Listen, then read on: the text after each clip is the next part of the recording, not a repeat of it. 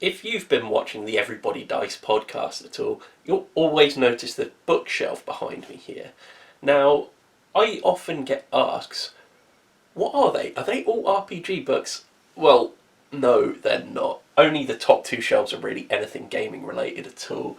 And some of it is taken up by other board game related things. I do still have a fair few RPGs though, that I probably will never play. But you may notice that I've got some gaps in my shelf here, and that's because we're going to look today at some of those RPGs that I'm probably never going to be able to play. So, how am I going to do this? Well, I've got two separate stacks of books here, and I'm going to split this into two videos. On this side, we have the books that are probably more popular, well-known, or critically well-received. I'm going to go through those in this video, and then in the next video, I'm going to go over these books, which contain probably the system that I like best, and a couple of other kind of rare oddities that you found on things like Kickstarter. They're not quite so well known. I kind of want to put a video completely separately for those guys. So what am I going to be talking about in there? Well, because I haven't played most of these, we're mostly going to talk about the settings for them, the rule sets, the engines they're based on, and just generally what I think about how they look like, and we'll flip through some of the pages of them. This isn't going to be a detailed explanation of what every RPG is, but I'm hoping that I'm going to be able to give you a good enough idea so that you can go away and think about which ones you really like. You see, RPGs are actually very, very diverse. If you think it's all about running into a dungeon and killing a load of monsters and gaining loot, you're very much mistaken. Anyway, let's go and look at our first book. We are going to start things off by having a look at Pathfinder. Pathfinder is it's a really close relative of Dungeons & Dragons 3.5. You see, that was very much a beloved edition of Dungeons & Dragons. 4th edition changed up a whole lot and really divided attention as to whether it was good or not, but in general it wasn't looked on quite as favourably. It also it broke bridges with a lot of the kind of partners that used to provide a lot of content for Dungeons & Dragons, and Paizo were one of them. Paizo are the people that make Pathfinder. So they kind of released Pathfinder as kind of an alternative to Dungeons & Dragons 4. It's still very much your same kind of settings, digging through dungeons and finding treasure. It's also got quite a complex rule system, which is great if you're looking to do lots of complex stuff with your game and want to make specific rolls for very specific things. It also has a very rich kind of lore behind it that's really well written. But like I said, its accessibility is not that high. However, they do try to temper that a little with a beginner's box, which has such things as pawns in it. And you obviously get all the dice. You get a beginner's adventure, and you get a scenario to take your adventurers through. It's really neatly put together and a really good way to actually get into Pathfinder. However, Pathfinder lost its relevancy a bit with the release of the streamlined Dungeons & Dragons 5th edition, which has very much put itself back on the kind of pedestal of best fantasy RPG game. Pathfinder has had a 2nd edition release. The one I've got here is the first, and there are a ton of content books out there for Pathfinder. You'll find this with some of these complicated systems, that they have loads and loads of lore and adventures and stories and things like that to them. Definitely worth checking out if you're a fan of the fantasy mode. However, you're probably going to be best off sticking with Dungeons & Dragons 5th edition these days. Okay, next up we have Dragon Age. Now, generally I tend not to like to buy RPG books that cover the same kind of genre of setting. So, in other words, the only reason I haven't bought Dungeons & Dragons 5th edition is because I own Pathfinder. So why have I brought Dragon Age? Well, it's a bit simpler. Simply put, this is a really easy, simple system. Essentially, it involves rolling 3d6 dice, one of which will be a different colour to the other two. And that different coloured dice is, in this game at least, known as the dragon die. That one will kind of accrue stunt points and let you do cool things over the course of the game. Sometimes things like killing an enemy in one hit, stuff like that. It's kind of like their take on the critical hit, but it can be used in a number of different situations to ensure your successes. It also has a really kind of simple character building process as well. You essentially start off by creating a background for your character. Then you choose one of only 3 classes: warrior, mage, and rogue, I think it is. And then as you progress and level up, you start diversifying them a bit. So you start specialising in different areas. So just because there's 2 rogues in your group, say, after a couple of level ups, they can be going in completely different directions in terms of what their class actually means. That's what's really cool about this game. There's also no expansion books, or very few expansion books for this one. So unlike Pathfinder, where there's loads of stuff to go out and buy, like your collection of books can become obscene after a while, Dragon Age keeps it relatively simple. Everything you need is pretty much in this book, and yes, it is a bit of a thick book, but it's not as intimidating as Pathfinder. Plus, also, there's the whole thing of it's a licensed book as well. The actual engine it's based on is actually called the Adventure Game Engine. That's why this one dice might be called something else if you've played any other games in the Adventure Game series. Now, tackling RPGs with licenses attached to them, they can be a little bit troublesome, because if one of the players in your group that you're GMing happens to know more about the setting than you do, sometimes that can cause friction in the group. Sometimes you might say, tell them to work with someone who's already played the Dragon Age video game might know that they're a bit of a treacherous person. So they might say, well, I'm going to kill this person. At which point you ask, why? And they say, well, because they're going to betray us. And you kind of have to go through the whole thing of, well, you don't know that. It's one of these things where in licensed RPGs, sometimes what the player knows has to be differentiated from what the character knows. And the people that play the game have to realise this usually. The only problem is sometimes they'll just end up saying, well, I'm just going to kill him anyway. And you could have a whole storyline go down the pan simply because someone knows Dragon Age too well. So they are potential problems you can have with games like this. It's actually I think this is the only licensed RPG I own. But yeah, that's Dragon Age. Okay, up next I want to talk a little bit about Shadowrun. Now, Shadowrun is one of those games, again, that is quite lengthy and quite complex. There's absolutely a ton to read through here if you're looking at getting into Shadowrun. A bit like Pathfinder, it is going to take a lot of dedication to get into this one.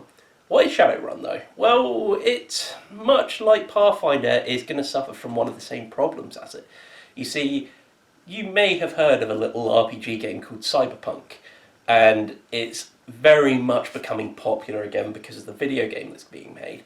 Shadowrun is very much along the same sort of lines as Cyberpunk, in that, obviously, it's in a cyberpunk setting, and your tasks are going to tend to be more things of go and retrieve this information, things like that. So there's going to be a lot more of breaking into places and trying to gain information and stuff like that. Information is what's really important in Shadowrun.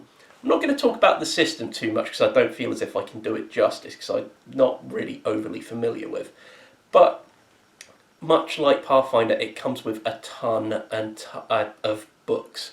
And if you're looking at getting into this, it also has a beginner's box, much like Pathfinder, containing everything you're going to need, including things like pre-made characters like the Pathfinder box has, and an adventure to take your party through first time round. After you're done with that, what's interesting with Shadowrun is you can then buy this, the Alpha Runner's Toolkit. This actually expands on the rules that's already talked about in the beginner's box, which kind of helps bridge the gap a little bit more into this, so you've got a bit of a better understanding. So there's lots to read through when it comes to that. Also comes with handy things in it, like it's got a load of maps for lots of different places, and it also has a deck of cards so that you can actually, say, distribute equipment a bit easier. Now, I say there's a lot of books in Shadowrun, and really the thing I really wanted to talk about with Shadowrun, this is the thing that's really cool, is your players are more going to use the books kind of like shopping catalogues, I suppose. It's going to have guns and equipment that your players can actually purchase, as well as upgrades. You see, this is a cyberpunk setting, so there's going to be loads and loads of additional implants that they can put in themselves and just make their body into a weapon rather than buying weapons themselves. There's things like armoured skin, and probably the one which made me laugh the most, if your character turns out to be lactose intolerant, you can get rid of that. And you do that by implanting yourself with gut flora. Tasty. Really, that is everything that makes Shadowrun cool. It's kind of, you've got street samurais and things like that, but really what differentiates it between cyberpunk, whereas cyberpunk's more of a kind of a rock and roll kind of take on cyberpunk, Shadowrun is very much what if the fantasy setting came into a cyberpunk setting. So you still have orcs and fairies and things like that, but in this weird cyberpunk world. It's really, really cool. The setting's really, really nice for it, and it's the main reason why I bought this, along with a couple of books. It's one that I really like in terms of the setting, and one that I would want to play for that, but I don't know whether I'll ever have the time to. Perhaps what you're looking for isn't so much fighting and trying to gain treasure and things like that. Perhaps what you want is more of a mystery to solve. That's where a game like Call of Cthulhu comes in. This is actually the 6th edition, the current one is 7th edition. Again, it's one of the more complex RPGs, using a whole host of different dice, and has loads and loads of expansion books to it. But what you'll be doing in this, in fact, is not fighting. You will be trying to solve a mystery. Usually something strange and weird is afoot, and it seems sinister, and it's your job to find out what that is and try to put a stop to it if you can. That's the real thing here, because if things happen, you're probably going to die. Either that, or what's more likely is you're going to be sent insane during it. You see, this follows, obviously, as Call of Cthulhu, it follows the H.P. Lovecraft mythos, which means it's going to be lots of weird creatures and situations that you can't understand, therefore causing people to go absolutely nuts. Now, what about the system itself? Well, 7th edition actually uses D100, and all of your stats are going to be rolled against that. So, for example, if you were trying to find something hidden and your spot hidden skill was 50, you would want to roll the dice below 50. So the higher your stat is, the more likely you are that you're going to succeed in it.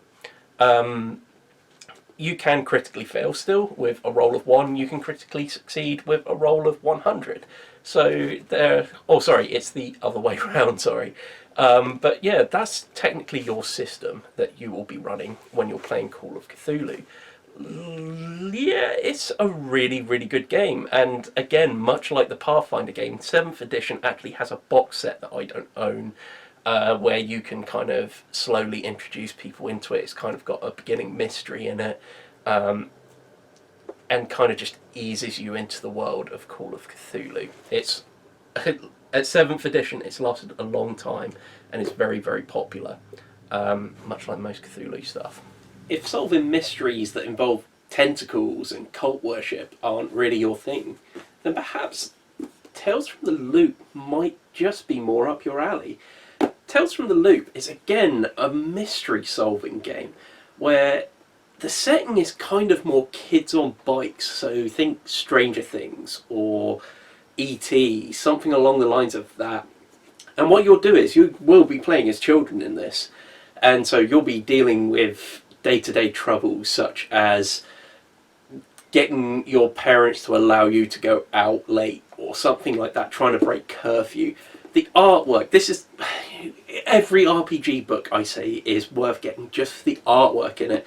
However, the ones in this are particularly nice, in my opinion. I absolutely love the artwork in this. It's one of these books where if I never get to play this, I'm still happy that I have it.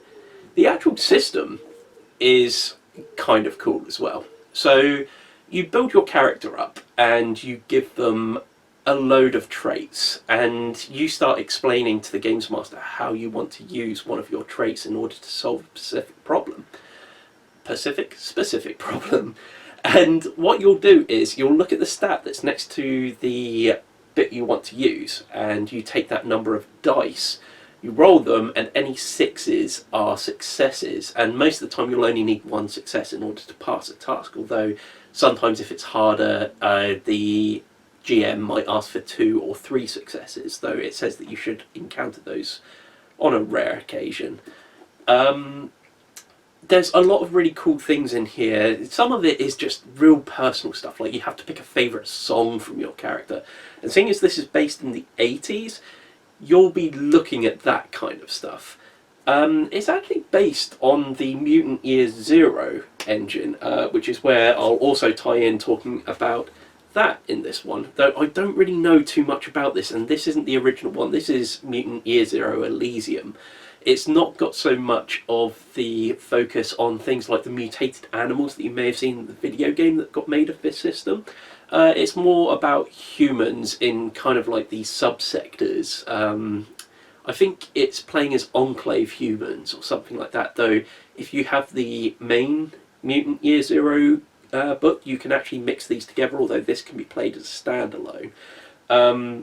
Like I said, it's all running off the same system, so I kind of wanted to talk about these two together. Other cool things about Tales from the Loop especially is you have things like a lucky item that can be used. If you can explain how to use it, you get to use extra dice on your difficulty check. And in both of these games, you have this whole system where you can push your roll. So in other words, if you fail, you can take kind of like a stress almost. You have a number of problems that your character can gain over the course of it. So they might become upset or frustrated or tired or something like that, and you have to mark them off your sheet. You can only use them once per game. You also have, I can't remember whether it's in this one, definitely in Tales from the Loop, you can use a luck point once per mystery where you can actually re-roll your dice as well. Really cool systems. This one especially is such a different setting compared to all the other ones we've talked about today. Totally recommend these. Okay, next up we have Paranoia. Now this is one of the games that I'm most excited about getting to the table. It's so different. Again, it's almost like more of a competitive game. So it's kind of set in a Portal-like world where the computers have taken over. So the computer's in charge in an underground bunker, and humans are cloned and they're made to file orders, and are all governed by XP, which is kind of like a currency in the game. Very funny. But it's more of a comical kind of situation where you've got terrorists and things like that. There are secret roles you could be like. You could belong to a secret society that you're not meant to tell anyone else. Maybe you hate mutants and there's a mutant in your party, and this is where the paranoia kicks in. Because everyone has a star rating, and as the star rating goes up, they become more wanted. Now, if you dob in someone who's wanted, you can gain XP. And if someone does something that actually breaks the rules, God, I'm not filming in a bathroom in a really awkward position, you are. Totally not doing this for the sake of making the video more interesting. Anyway, sorry, I'm just going to have to be out of shot here because it really hurts. So, Paranoia, like I say, you can kind of screw other people in order to get XP for your character to level them up further. So, you can't trick the computer into thinking someone's done something wrong, but you can certainly use things that other people have done against them. For example, perhaps someone's decided that the only way that you're going to get into a room where you think your objective is behind a locked door. So you're going to break into it. Someone could say, yeah, that's a great idea. And then the next second, computer, he has unlocked the door. And if it puts his star rating up to 3 when you can start killing one another, they can just shoot them and gain the XP. The other person comes back as a clone. I think you get 6 lives. But yeah, it's a real kind of backstabby kind of affair. One that looks really cool. And in this box you get like a deck of cards, you get dice, you get 3 books, one for the player, one for the game master, and a quick start guide. So you can get into this straight away without reading any rules, although sometimes you may have to go back to the main rules, the game master rules, in the middle of the scenario. So you may need a patient group if you're going to decide to do it that way. But this looks absolutely awesome, and I cannot wait to play it. Ow! So one of the problems about owning all these RPG books is that these are all the RPGs I really want to play, and that's kind of the problem. I'm never probably going to play them. If anything, at best, I'm probably going to have to end up GMing them because I own all the books, which is a bit of a shame. However, this brings me to what is going to be our very last RPG that we're going to look at today, which is Fiasco. And the reason I brought up this point is because this is a GM-less RPG. Now, it's kind of hard to explain, really. You roll a lot of d20s in this game, but you never use them to resolve skill checks or anything like that. Instead, what you're doing in Fiasco is kind of making a Coen Brothers-like film, almost, which is comprised of a number of acts. So you'll roll a whole bunch of dice at the beginning of this game, and then one by one around the table, everyone will get to pick 1d6 and contribute towards the stories. You see, there's a number of tables. Most of this book, you can see, it's a tiny book. Most of it is tables, so that you can actually create a scenario. So, in other words, you start placing dice and saying, right, our scenario is going to be set here in this location, and this is going to be the problem. And you start establishing relationships between characters. So you're using dice to say, okay, you're going to be my sister in this, for example, and then you have something that ties them to the storyline as well.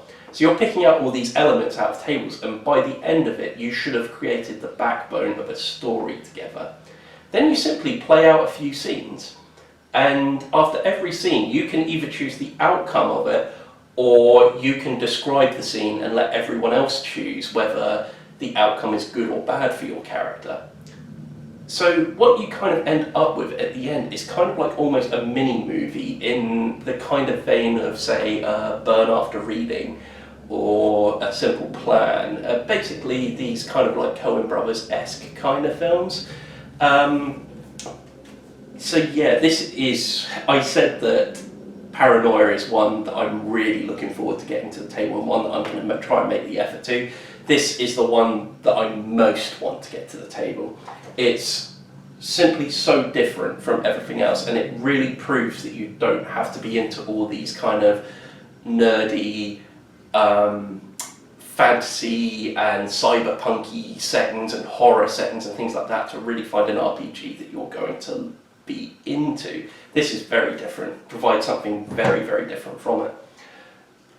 So that really brings us to the end of what we're going to talk about today. We are going to follow this up with a part 2. That will be coming sometime in the near future, and in that I'm actually going to cover the system that I've played and like the best so far out of all the systems that I've played. We'll also have a look at some of the Kickstarters for that as well. But hey, if you've enjoyed this video and you're looking forward to that second part, why not give it a like? And if you're not subscribed already, what better way than to make sure you're going to see that second part than by subscribing? You can also follow us on social medias at Everybody Dice for Twitter, at Everybody Dice Show for Instagram, and our Facebook page is facebook.com/everybodydice. There will be alerts on there when the second part of this video goes up. If you've really enjoyed this, we actually have a Patreon, which you can find at patreon.com/everybodydice.